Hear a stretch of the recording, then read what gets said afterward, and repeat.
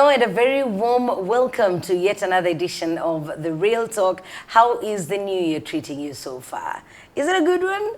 Any resolutions that you have set out to achieve this year? Or did you give up on New Year's resolutions? Whatever it is, we do hope that you will have a fantastic 2025. Now, every year when we set off on new journeys, different journeys, we come up with the aim of inspiring you and making you see that if I didn't achieve much last year, this is an occasion, another opportunity for me to do different and achieve probably what I failed to achieve or even more. So for this edition, we've brought in a young man who's a skating coach. You'll get to meet him. He sat down and came up with an idea and started teaching children around Kigali how to skate. But he also has an initiative that brings on board street children. You will find out what he does with them. My name is Jackie Lumbasi. We are live on RTV and on RTV YouTube channel. Share the link so that we can have as many people as possible catch this story. We are at Mythos Boutique Hotel. Mythos Boutique Hotel is found in Kiyovu. If you have an event, big or small, talk to them and they will be glad to host you. Let's meet our guest.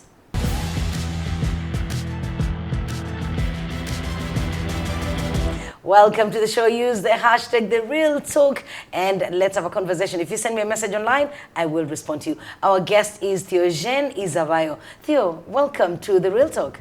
Yeah, thank you. How are you? No, I'm fine. How is the new year so far? It's good. It's good? Yeah. How come your face does not show that it's a good one? It is good. Yeah. Okay. Theo, we are very happy to have you on the show. You're a young man who's doing something with himself, and we hope that your story can inspire a lot of other people that are struggling, wondering where to start. Now, before we get to Kigali Skates Academy, I need you to share with us your story. Give us the background to your life's journey. Where are you from? Where were you born? What kind of family were you raised in? Yeah. I was born in Kigali at Nyarutarama, in poor families, but surrounded by rich families. And you know, when you say Nyarutarama, I was there thinking, hey, rich kid. This one no, is a it's rich not for rich kids only. Okay. Yeah, we was there as poor families, but surrounded by some embassies and some rich families. So my family was not good as well. It was poor, and when you say poor, what do you mean? Because poverty is relative. Were you able to have 3 meals a day? Were your parents involved in any economic activities? Or were they just at home? Yeah, my mom was, I don't know if I can say that she was farmer or she used to work some jobs to dig for other people's. Yeah, there is a rake that is Maybe there. She was a casual laborer. Yeah. So she would go, because she was not farming in her own farm. She was working for other people. Yeah. Okay. And my daddy was, he's builder. He do some constructions. Yeah. Okay. How many children? We have 5 children. 5. Yeah. And you all were born and raised in the same place? Yes. Okay. When time came for school, where did you start? Which was your first school? Share with us your academic journey. My first school, it is Kakilu Primary School near RDB. Near RBA. Yeah. And then after that, I went at Kagugu, and after I went at Kinyinya in Advanced Secondary School, and then after I decided because it was hard life for me, because in 2018 my mom passed away, and my dad left us, and I had the responsibility to take care of my young brothers, and then I decided to quit school to go and learn how I can feed them daily. And I decided to go to learn woodworking. Yeah. So you went to a workshop that already existed? No, I went at school. Oh, you went to a school? Yeah. What is the name of the school? It is in Gachuriro. Yeah, Okay. Gachuriro TVET Secondary School. You had money to pay for that? I had my friend. I used to teach her kids, and one day I asked her to lend me some money, and next month she will not pay me, and she gave me that money for free. What were you teaching her children? Skating. Oh, so your skating came Yeah. early. Yeah. Okay, okay. When I was still at school. When you were still at school? Yeah. The Kachiru, the school? No. When I was in senior 4, yeah, I think it is 3 years ago. Yeah, I used it to learn. After school, I go there to teach kids. Interesting. Why did Yeah. why did you pick skating? You know, for you to start learning and perfecting it to the point of being able to teach other people. When did that interest come in? From that times, skating was not costing me some money because it was free. Yeah, I learned it for free, and I got chance to get some customers who was ready to learn without any investment from me. Yeah, that's why I chose to start skating. Yeah. How long did it take you to learn? I started skating, roller skating or skateboarding. I don't know the difference. You're the pro here. Okay. I wouldn't know. Yeah, I started skateboarding in 2016 up to 2017. I spent 1 year on skateboarding, and from 2017 I started inline skating or roller skating. What is the difference? For the benefit of myself, I don't know the difference, but also there could be someone watching who does not know what you mean by roller skating and skateboarding. Yeah, difference is skateboard is like wood. It have top wood where you stand on it, and it have 4 wheels. Yeah, I can see it. Yeah, and roller skates, it is like shoe, but it's too hard. Yeah, and then it have wheels. Oh, and the wheels are aligned in one line. Yeah. Yeah. Are they also 4 wheels or then 3? Yeah, roller skates we have 4 wheels, and inline is inline. Yeah. 4 wheels in line. Yeah. Okay. Which one is easier of the two between both skateboarding and roller skating? Which one is easier? It depends on you. Yeah, it depends on you. Sometimes you can start skateboarding and it is hard for you. And when you use roller skates, it will be easy for you. I don't know. How did you know about skating? Because going by the background that you have mentioned, you came from this place where in most cases you wouldn't really be exposed to much, you know? Coming from a poor family, your exposure is limited. So how did you know about skating to that point of you going to find a place to learn? Did you have TV at home? Were you watching people on TV we had skating? no TV at home. We had no TV. Yeah, there was a skate park. I think there was only one skate park in Kigali. And then the white men came, German white men, they came and teach us skating for free, and they gave us skateboards for free for every kid. Even if you are coming from rich family, they didn't ask money. They taught you for free and gave you the skateboards and skateboards, protective parts, yeah, everything.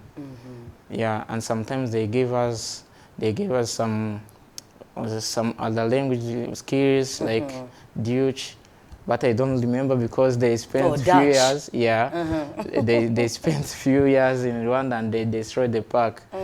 Yeah. Okay. You said your father left you. Did he ever come back? Sometimes.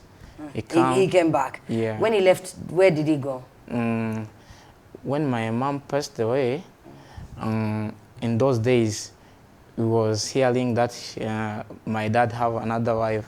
Yeah, and then after mom died. Before your mom died, you heard that your dad had another woman. Yeah. And then when your mom died. And he went after 1 week. After 1 week. Yeah, he went. Did he say goodbye? Or he just packed and left? Yeah, he just went. And sometimes he called us. Yeah. Oh dear. Okay, so when the responsibility of looking after your siblings came, you decided to leave school. How did you maneuver through that? Because as you needed an education. Yeah. Then circumstances have forced you to leave. How did you manage to go through that time? And while you were doing so, did you ever wish you could go back to school? Yeah, I always wish, because my mom told me before she died, I was watching her and she did my face. Was she in hospital? No, she was at home. She died in your presence, you know. Yeah, before I go at Kagugu to start in secondary school, I first went to learn in boarding school. And I came home at Friday when I was going to start holidays. I came at Friday, and that night she got sick. Yeah, and on Sunday she passed away. Yeah, I was watching, and she asked me one thing: I have to complete school. Yeah, to make me to make her happy wherever she is. I think she was thinking she knew that she's going to die. Going away. Yeah, and she asked me to complete my school. But after life was hard, I was not able to complete. But I wish one day I will complete. I know that. You still have that ambition. Yeah. If you had an opportunity to continue with school, what were your ambitions or your career choice? What would you have loved to become? Honestly, I had no idea of what I'm going to learn, but I used to like woodworking. I like creativities to create my things. Yeah, I don't like to work for others who show me what to do. Yeah. You always never liked to work for others? Yeah, I always like to do things I create by myself.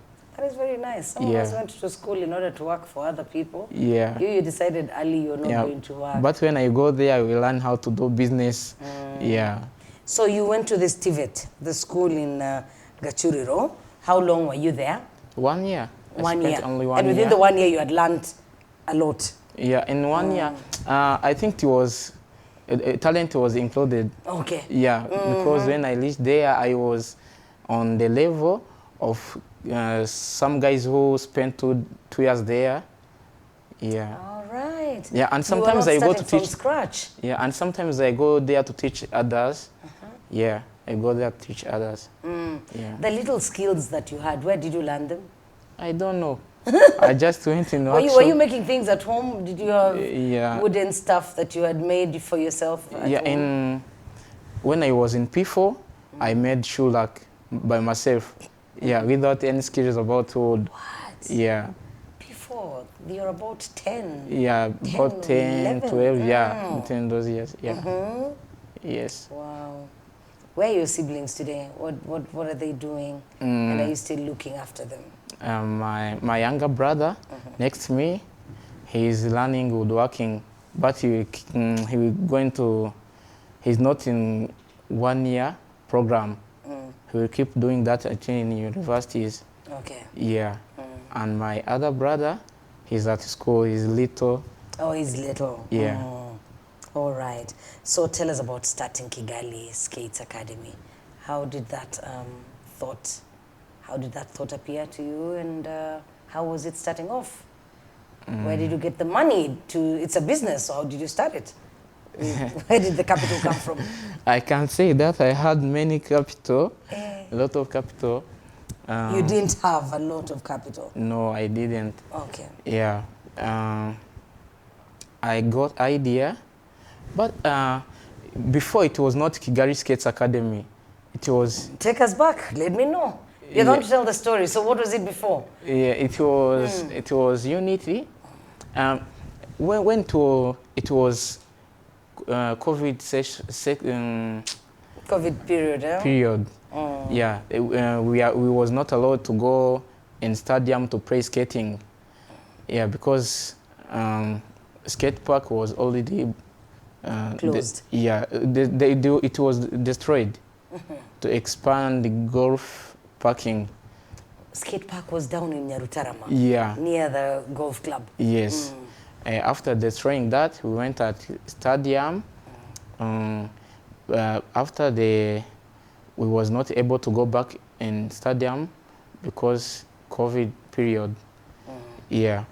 And when we was at home, we were thinking how we are going to skate again, and we started practicing at house.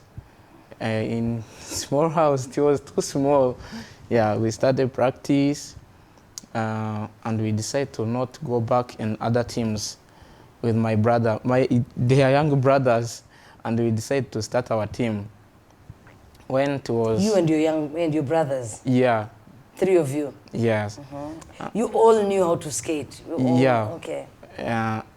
And when they start in those COVID periods, they started to release some activities.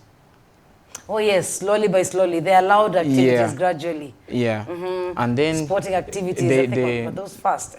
they opened Cafe Day. Okay. When I was coming from there with my little brother, we were sitting at tennis court, Nyarutarama Tennis Club there, and we were sitting, a rich man first and asking us how they will learn skating, and we gave him some informations, and he decided to work with us.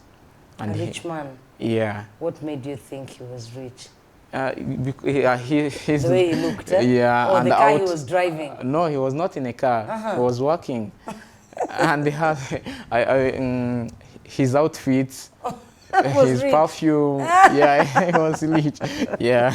You even smelled his perfume? Yeah. Yes. Okay. Yeah. So he asked you for information, you gave him the information, and he decided to work with you. Yes. You had not trained anyone Yeah. for money until then, had you? Yeah. Okay. That was my first time I was going to make money for skating. Okay. Yeah. Yeah. In that times, well, I made a big mistake. Yeah, he asked me money to pay me, and asked him to pay me. I think it is 100,000. Until his child know to skate very well. I didn't know how. That if was he's little. smart. Yeah, Yeah. that was, it's good money, but it's small money. It was small. You needed to ask for more. Yeah. But you did not know how to do the price. I didn't know. Yes. And I asked him to pay me 100,000 Yeah. to teach his kid. Until they fully know how to. Yes. Yeah. The rich man must have been very happy. Yeah, he laughed to us. Yeah. He laughed. Yeah. And then Did he increase that amount, or he gave you No, he didn't. Okay. He was not even good man. Yeah. He was not a good man. He's watching you. I'm sure now. Yeah, I will show him. Yeah. Yeah. I started teaching kids. That boy, he was boy. Okay. Yeah. And he was not good for skating, and he was also scared to skate. It was too hard for me. I worked for that money at least 1 year. I think 100,000. For a whole year? Yeah. Oh my God. Going there 3 days a week. My goodness. Without tickets, without anything. Yeah. Oh my goodness. Yes. That money was consumed, like, I'm sure it was done by a week. In a week's time it was over, and yet you continued to go. But I you had think, to pay your own transport. But it was my blessing. Okay. Yeah. When I was teaching that kid, he was coming from RBA. I used to teach that boy at RBA's. There was road that was close to RBA's parking. Okay. When he was coming It's not a very busy road. It was not very busy that times. Yeah, it was small road. Yeah. And then when he was coming from there, I met an Indian lady who was riding a scooter, and she asked me how their kids are going to learn skating. Yeah, and I talked to her, and she decided to give me space. She was head teacher of Blooming Birds. They are near Minagri. Yeah. I spent at least 4 months only, I think. With her children? Yeah. And how much did she pay you? I charged them 25 monthly at that time on one kid. Okay. And he gave me many kids at his school, at her school. At the school. Yeah. Okay. And teaching them at her school.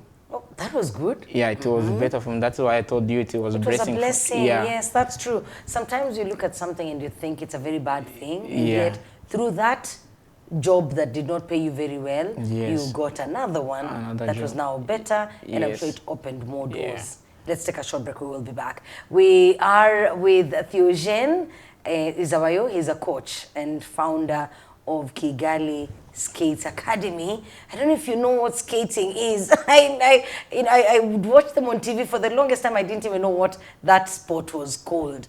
When we come back, I want to know from Theogene if we have any professional skating done, because we see these kids doing all sorts of gimmicks on the streets. But I want to know if we've participated in any competitions as Rwanda. Are we going to get to a place where it's professionalized? Such things and more. When we come back, this is The Real Talk. My name is Jackie, and we are at Mythos Boutique Hotel in Kiyovu. When you find time, you should have lunch at their Atmosphere restaurant, which is upstairs on the 3rd floor. Thank you for staying with us. We will be back.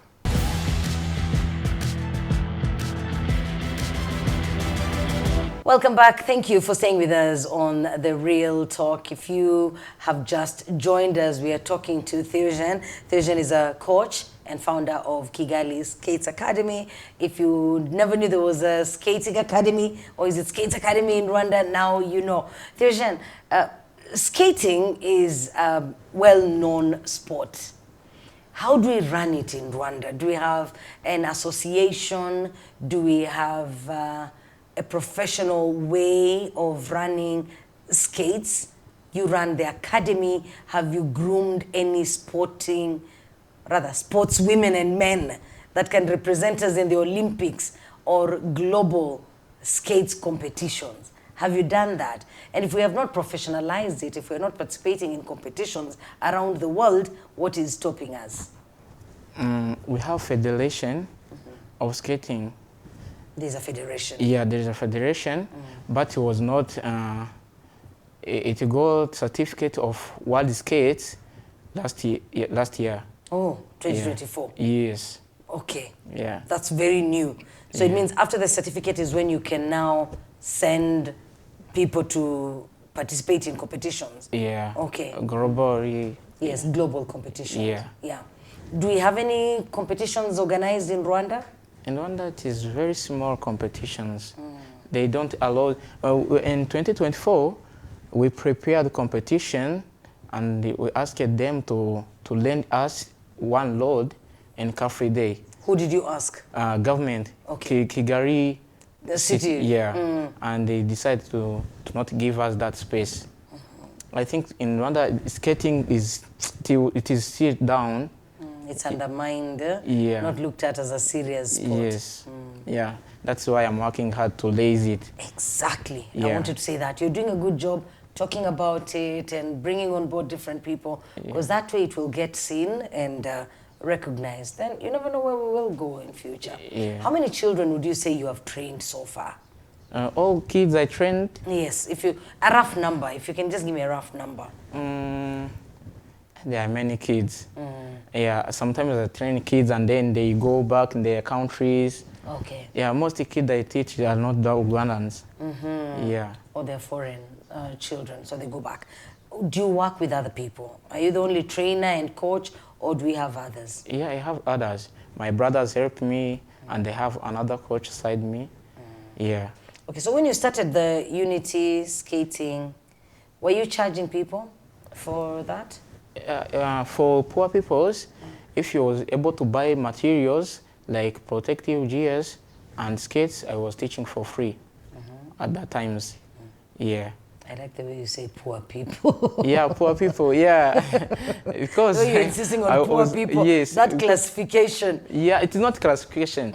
I cannot tell people who is coming in the car to run for free. So if somebody came in a car, Yeah, with a you car, would charge them. yeah, I That's charge a rich money. person. Yeah. Okay. And when you don't have a car and I see you alive, I teach you, no problem. Because even you, someone taught you for free. Yeah, for free. All right. You have a group that you're working with, a special group. Those are the street children that you pick and work with. Take us back to where that started. How did you start working with street kids? Yeah. When we came from Nyarutarama, we went at Kinyinya. I don't know if you know there. Yeah. I know Kenya. Yes. When you went there, I didn't ever seen kids sleeping on the road. It was my first time to see kids sleeping on the road. Yeah. So you moved, the family moved from Nyarutarama Yeah. to Kinyinya. Yes. This was the first time you saw children Sleeping on the road. He was poor, but he was not poor as those kids. Okay. Yeah. There was a difference. Yeah, there was difference. And then I saw that, and every day when I'm going to sleep, I think about those kids. And when I have money, I buy them some samsa and ibilaha. I don't know if you know them. Yeah, yes. And sometimes it was depending on my pocket. You would give them something small. Something small, yeah. And I asked them why they are on the roads. And they explained to you? They explained. They told me most problem I found it is family conflicts. Yeah, sometimes parents fight and they don't be able to go to school at the morning. When they fight at night, sometimes they don't eat at home, and they decided to go on the roads. Yeah, and I asked them at that time if I'm able to send them to school, if they will go there, and they said no. If they were able to go to school? Yeah. You asked if they given a chance, they would go back to school, and they said no? Yeah. And they told me there is some government program that send back kids. But to school, eh? Yeah, to school. But they don't care about where they came from. They only just send them at school and give them some materials and uniforms, but after school they don't care. They don't care whether you're going back home to parents that are fighting, yeah, going to a place with no food. Yeah. And some of them, they don't have parents. Okay. And some of them came in Kigali without parents, came on trucks that are coming in Kigali. They're children who came on their own? Yes. Yeah. How old are these children? Young? I have many. I have many like kids. Aged? What is their age? 12. They live on their own, take a truck and come here? Yes. To survive on the streets? Yeah. Oh gosh. Yes. And I decided to learn one thing I can do for them, to respect me, and after I send them to school. Yeah, and I decided to take my skates and start teaching them skating. Instead of forcing them to go to school, you wanted to take them slowly through it. Get them to a point where they appreciate you, they appreciate the message you're giving them, and then they will want to go back to school. Yeah. Okay. Yeah, I first started with the skates, and on the second time I did drawing. They also do drawing. They have a drawing session, and after a few weeks ago, they started doing guitar playing. They also learned to play guitar, and day by day they try to respect me because they used to use thinner. I don't know if you know that. Oh yes, the other thing. Yes, the one for sniffing. Yeah. They use that to mix colors, paints. Yeah. Sometimes when I open that, the bottle. Yeah, of that, when I'm going to mix some color, it kills me. Yeah. It's very strong. It is very strong. And I think most street children use it because it makes them high. Yeah. Yeah. To forget the problem. Forget the problems. Yeah, they told me that. Yeah. And when I was starting that, I didn't force them to stop. Okay. Yeah. Because you wanted them to stop on their own. I didn't tell them to stop, because I wanted them to love what I'm showing them. After loving that, I started give them conditions. If you link that, I will not give you skates. Yeah, slowly.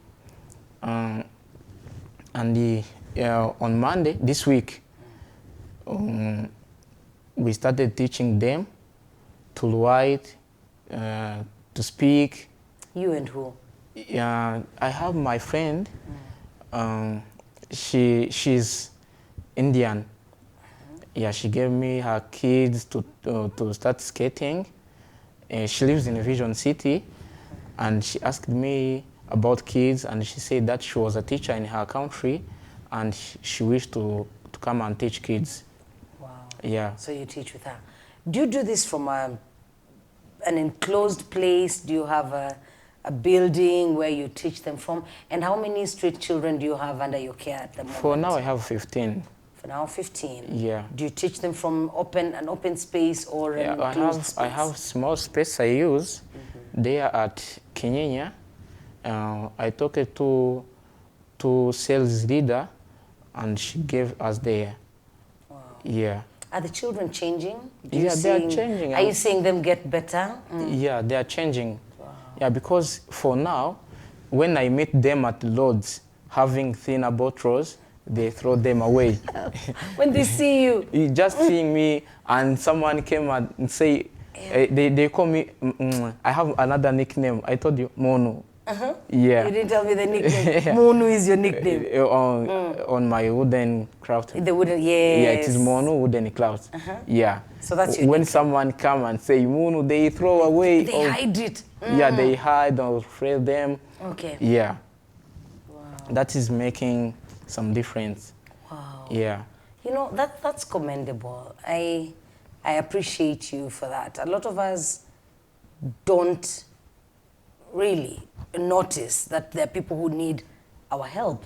Yeah. And sometimes when, you know, I keep saying you're blessed to bless. Sometimes we bypass this child on the road, even run away from them because you're trying to protect the phone, and yet all it needs is 1 minute to just listen to their story. Yeah. And you might be the person that transforms their life. And I'm happy that you're doing that. And it is too hard to explain that. Yes. It is too hard to explain that to those people who live in rich neighborhoods. They don't see those kids because roads are cleaned. But in those poor neighborhoods, there are kids sleeping on roads. It is too hard life. It is too hard. Yeah. That mom who is teaching them, The Indian friend of yours. she came with her kids to visit us when we was doing skating practice, and she was almost crying. Oh, she had never seen that. Yes. And on Monday, she came back and she asked me, why did they didn't change clothes? They don't bath. And I told her that they don't have where to bath and they don't have clothes to wear. And she told me, how can you spend those days without bathing? I explained everything to her. Yeah, it is too hard. When you see it, you understand. But if you don't see it, you cannot understand. Sometimes you think that they are thieves. Yeah. What would you say has been the greatest challenge that you have faced in working with these children? And also, you know, working with the different local communities, you know, as you try to help them, are people around your community supportive of your efforts, or are they telling you you're wasting your time? Yeah, sometimes they tell me that. And some people, Rwandan people mostly, they think that you are eating from children. Oh. Yeah.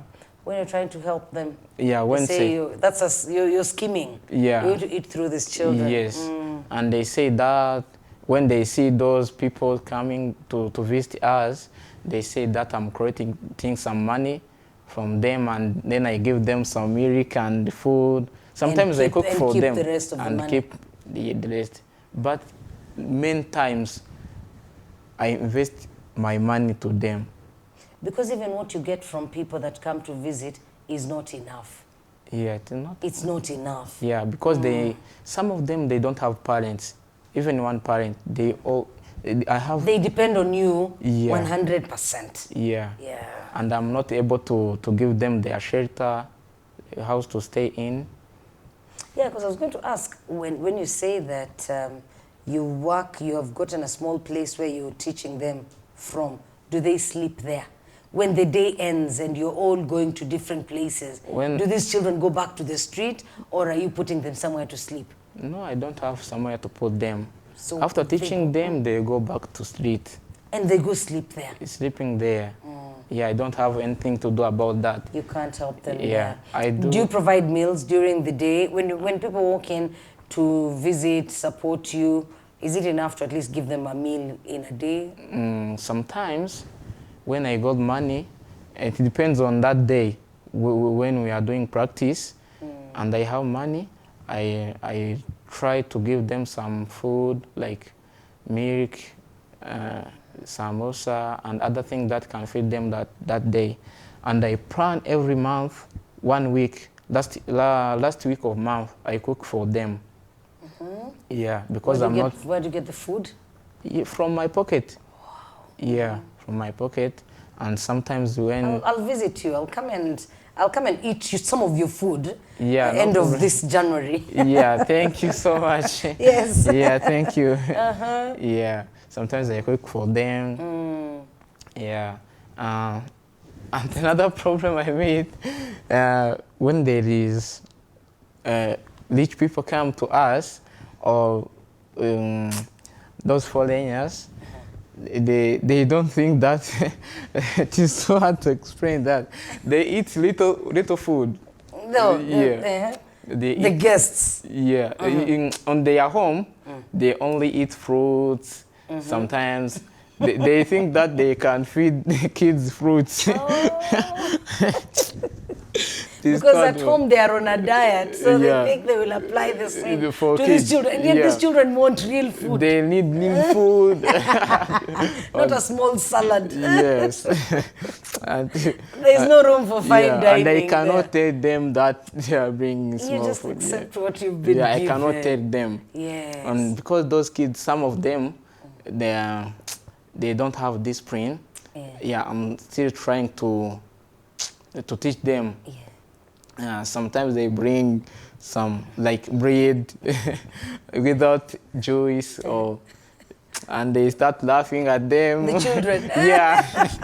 It's too hard life for them. At least they don't refuse the food. They cannot refuse because they need it. Because they need it. Yeah. What is your future plan?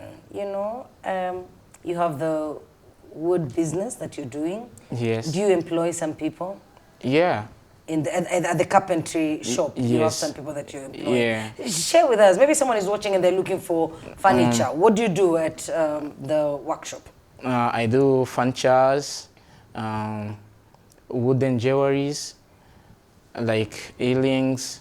Earrings? Yes, Wooden earrings. I can make from wood. Why didn't you come with some to show us? Next time I'll bring. Yeah. Yes. And I can make wooden bag. Yeah. I'm also trying to make wooden shoe.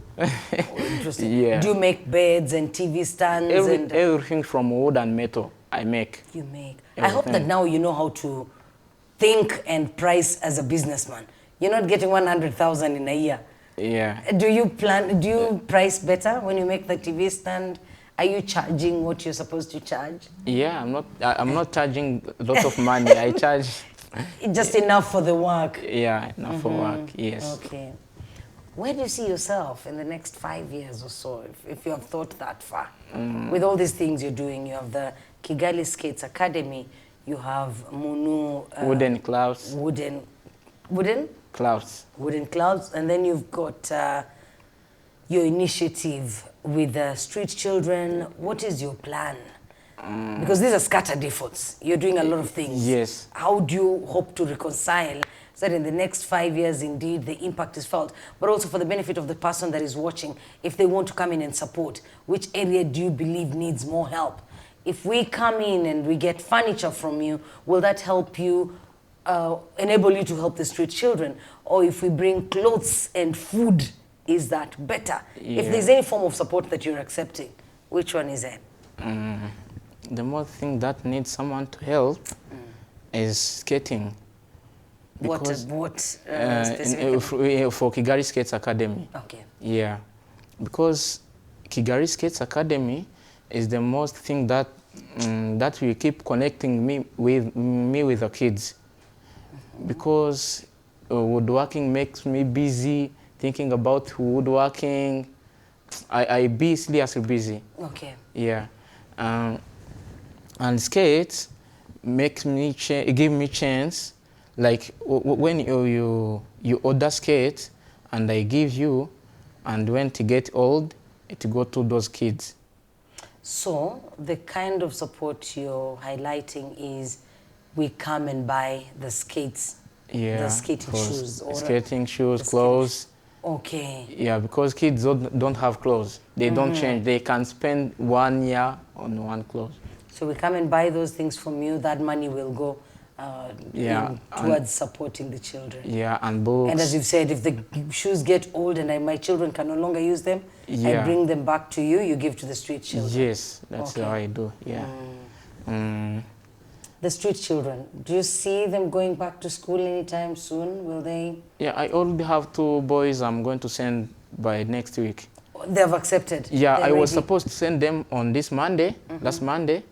I got some problems that was not allowing me to send them there, and I will try to send them next week. They accepted that. Wow. Yeah. Okay. Okay. You know, thanks for sharing that. I know a few people that have old books that they want to distribute. I forgot to tell you about books. Talk about it. I'm going to say everything I need.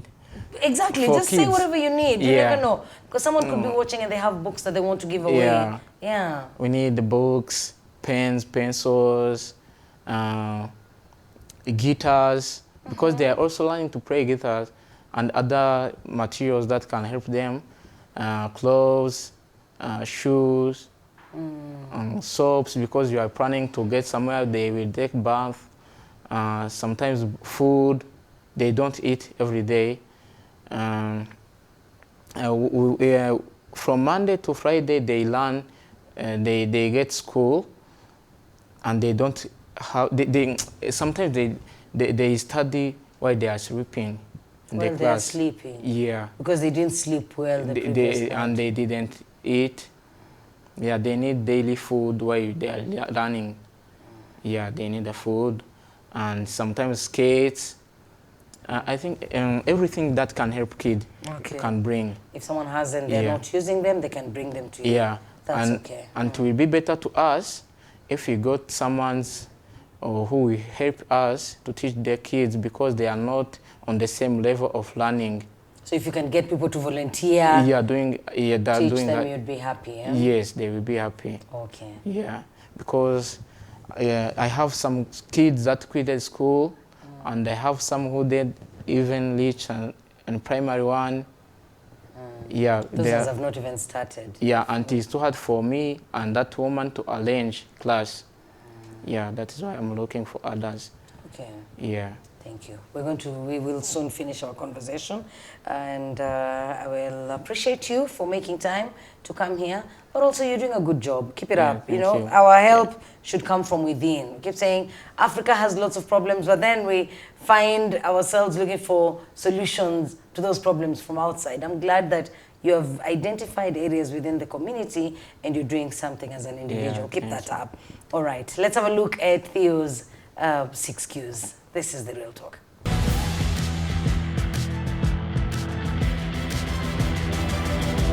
Theo, these are quick questions. I will want you to respond very quickly. 6 Qs. Question number 1, what is your favorite hobby? My favorite hobby, besides skating, drawing, and doing woodworking.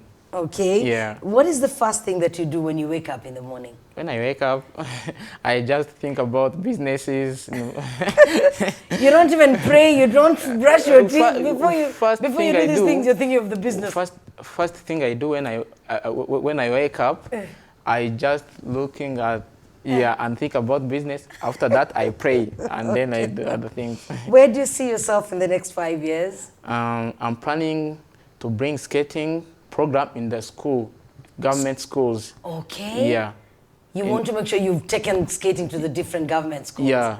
Have you already started on that? I tried that at Broming Birds, but I did it few months and I stopped that. We wish you well with that. So what do you know today about doing business that you wish you knew earlier? Because you're a business person. You have a carpentry workshop. You have a skates academy. What do you know about entrepreneurship that you wish you knew earlier? Before, I didn't know to use social medias. I didn't even know how to get more customers.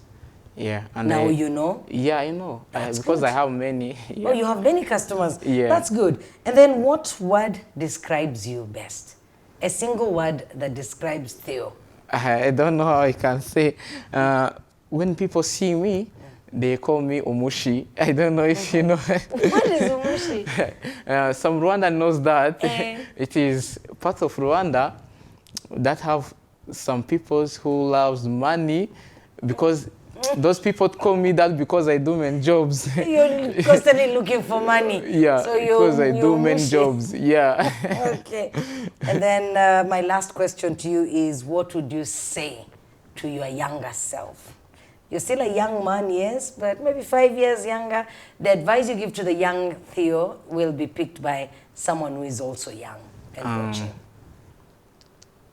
Don't give up. Okay. Don't care about those people who say your dreams are not coming true. Yeah, that's what I can tell myself. Yeah. Because you have realized that dreams actually come true. Eh? Yeah. Thank you for making time to be here, Theo. Thank you so much.